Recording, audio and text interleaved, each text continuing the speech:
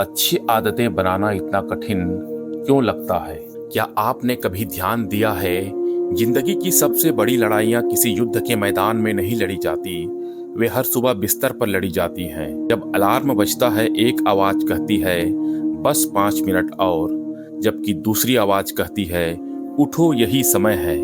उस क्षण कोई दर्शक नहीं होता, कोई तालियां नहीं बजाता, कोई पुरस्कार नहीं मिलता, लेकिन सच यही है कि उसी एक छोटे निर्णय में हमारा भविष्य छिपा होता है। हम अक्सर सोचते हैं कि जीवन को बदलने के लिए किसी बड़ी घटना की जरूरत होगी, एक नई नौकरी, एक नया शहर, एक नई प्रेरणा, लेकिन वास्तविकता इसके बिल्कुल अलग है। जीवन उन बड़े पलों से कम बदलता है जिन्हें दुनिया देखती है, बल्कि उन छोटे छोटे निर्णयों से ज्यादा बदलता है जिन्हें केवल आप जानते हैं। यही कारण है कि कुछ लोग हर साल पहले से बेहतर बनते जाते हैं और कुछ लोग हर साल वही संकल्प दोहराते रहते हैं। फर्क प्रतिभा का नहीं होता, फर्क आदतों का होता है। लेकिन एक प्रश्न अभी भी बाकी है, अगर अच्छी आदतें इतनी महत्वपूर्ण हैं, तो उन्हें बनाने में इतना कठिन समय क्यों लगता है? इस प्रश्न का उत्तर खोजने के लिए पहले हमें अपने मस्तिष्क को समझना होगा। मान लीजिए आप शाम को घर लौटते हैं, थक चुके हैं, मेज पर दो चीजें रखी हैं, एक तरफ मोबाइल, दूसरी तरफ किताब। आप बिना सोचे किसकी ओर हाथ बढ़ाते हैं? ज्यादातर लोग मोबाइल उठाएंगे क्योंकि उन्हें किताबें पसंद नहीं, कारण कहीं इससे गहरा है।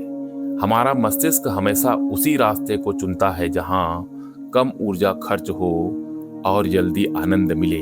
यही कारण है कि सोशल मीडिया, जंक फूड और टाल मटोल इतनी आसानी से आदत बन जाते हैं। वे तुरंत इनाम देते हैं, लेकिन पुस्तक पढ़ना, व्यायाम करना या कोई नई भाषा सीखना, इनका पुरस्कार देर से मिलता है और हमारा मस्तिष्क तत्काल मिलने वाले सुख को भविष्य के बड़े लाभ से अधिक महत्व देता है। यहीं से अच्छी और बुरी आदतों का अंतर शुरू होता है। लेकिन अच्छी बात यह है कि यदि हमारा मस्तिष्क आदतें बना सकता है, तो हम उसे नई आदतें भी सिखा सकते हैं। इसके लिए पहला नियम बहुत सरल है, अच्छी आदत को दिखाई देने वाला बनाइए। हम वही काम अधिक करते हैं जो बार बार हमारी नजरों के सामने आता है। अगर फल रसोई की मेज पर रखे हैं तो उन्हें खाने की संभावना बढ़ जाती है। अगर चिप्स सामने है तो हाथ उनकी ओर बढ़ जाएगा। हम अक्सर अपने चरित्र को दोष देते हैं, जबकि समस्या वातावरण में होती है। याद रखिए, अनुशासन से पहले वातावरण काम करता है। भारत के स्वर्णिम खिलाड़ी नीरज चोपड़ा को देखिए। जब लोग उनका ओलंपिक गोल्ड देखते हैं तो उन्हें एक ऐतिहासिक क्षण दिखाई देता है, लेकिन उस एक क्षण के पीछे हजारों साधारण दिन छिपे होते हैं। हर सुबह तय समय पर उठना, घंटों का अभ्यास, शरीर की रिकवरी, संतुलित भोजन और सबसे महत्वपूर्ण, हर दिन उसी प्रक्रिया को दोहराना। नीरज हर सुबह ये निर्णय नहीं लेते कि आज अभ्यास करना चाहिए कि नहीं। उनकी दिनचर्या पहले ही निर्णय ले चुकी है। यही उत्कृष्टता का पहचान है। महान लोग हर दिन प्रेरित नहीं होते, वे हर दिन अनुशासित और व्यवस्थित होते हैं।